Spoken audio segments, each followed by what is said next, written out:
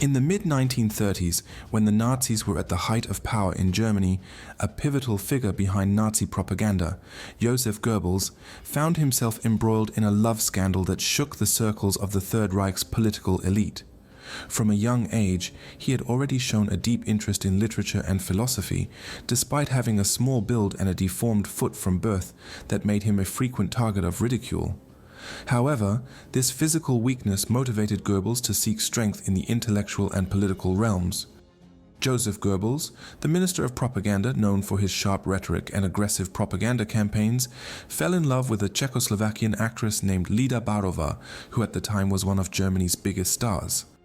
However, to understand the complexity and impact of this relationship, it is necessary to further explore Goebbels' career that led to this major scandal.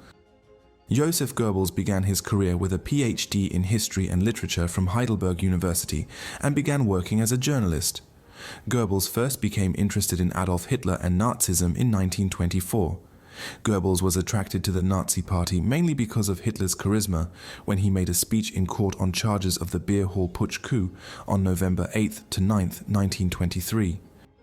Goebbels began writing articles and pamphlets supporting the Nazi agenda and used his writing talent to disseminate propaganda. Goebbels' success in consolidating Nazi power in Berlin through aggressive propaganda and brutal political campaigns brought him closer to Hitler. In 1930, Goebbels was appointed head of the Nazi Party's propaganda department. He immediately began an intensive election campaign using modern propaganda techniques to sway public opinion. When the Nazi Party finally took power in 1933, Goebbels was appointed Reich Minister of Propaganda and Public Enlightenment. In this position, he had complete control over all forms of mass communication in Germany, including the press, radio, film, theater, art and literature. Goebbels carried out his role ruthlessly and efficiently, ensuring that all media content aligned with Nazi ideology. By assuming his position as an important person in the Nazi Party, Goebbels had extensive connections to great and famous people. At that time, Joseph Goebbels, who served as Minister of Propaganda, had a close relationship with the film industry in Germany. On the other hand, Baarova received an offer from the German UFA studio in 1935. At that time, performing in Germany had been the dream of most Czech actors. During her acting career, she never starred in political films, but only continued to act as beautiful young women in films of the time. One of her most famous movies was probably Barcarolle, where she met her lover Gustav Fröhlich. Actually, Barova's beauty was already a concern for high-ranking officials in Germany. It is said that Hitler was infatuated with her, but it only lasted for a while. However, this was different from his closest person. As Hitler's second-in-command, Joseph Goebbels was very interested in Lida Baarova's beautiful face.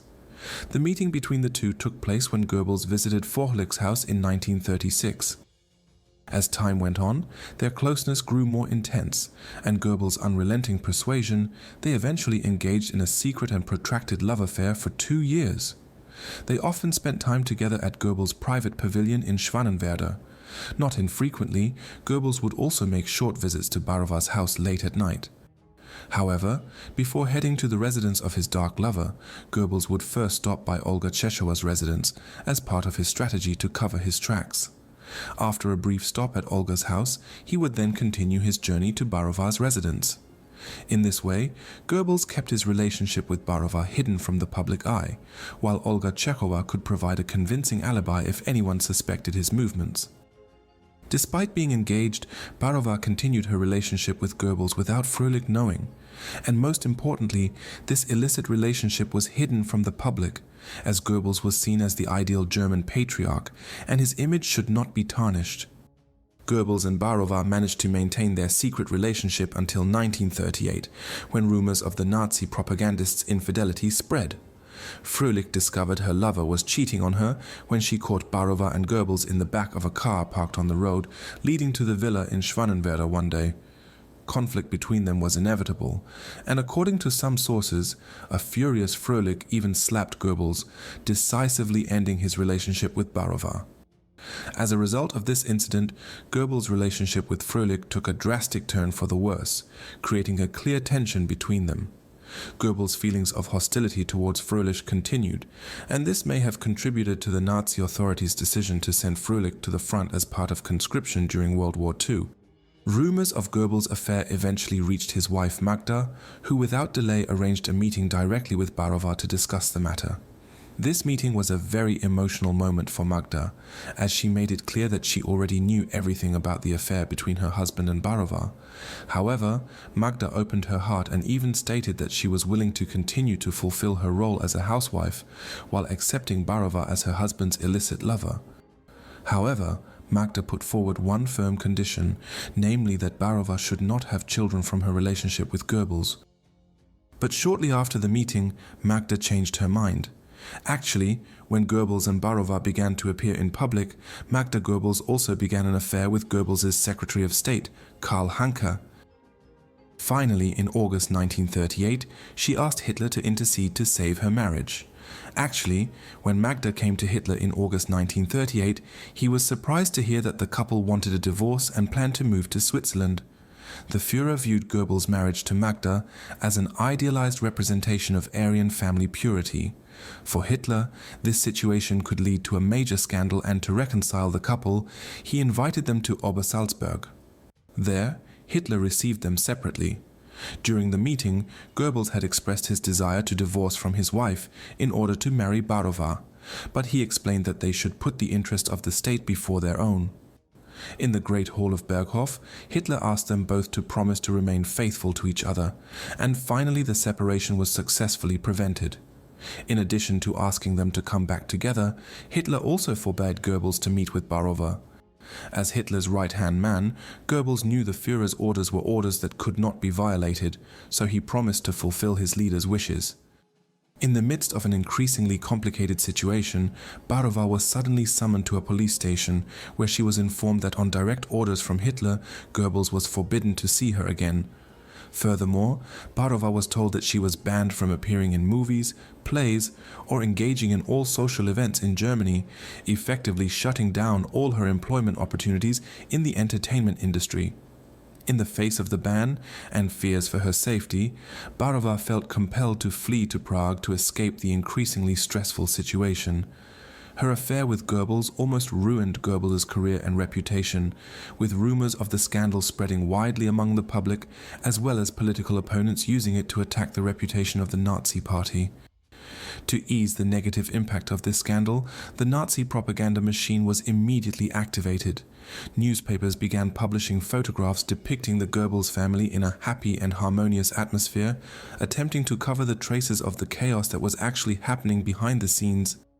The end of the forbidden relationship between Goebbels and Baarova ultimately became clear evidence of how much influence and authority Hitler had, even in the personal affairs of high-ranking officials around him. This event is also the reason why Goebbels was very loyal and faithful to Hitler. Even he was willing to die by suicide following Hitler's path. When the end of the war in Europe approached in April 1945, Baarova intended to return to Germany to live with her new lover, who was also a famous actor, Hans Albers. However, she failed to realize her plans as she was arrested by the American military police and imprisoned in Munich.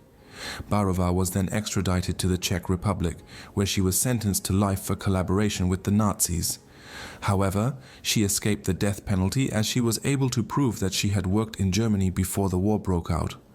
After her release in 1949, Baarova married Jan Kopecky and moved to Argentina. Baarova finally died on October 27, 2000, due to Parkinson's disease.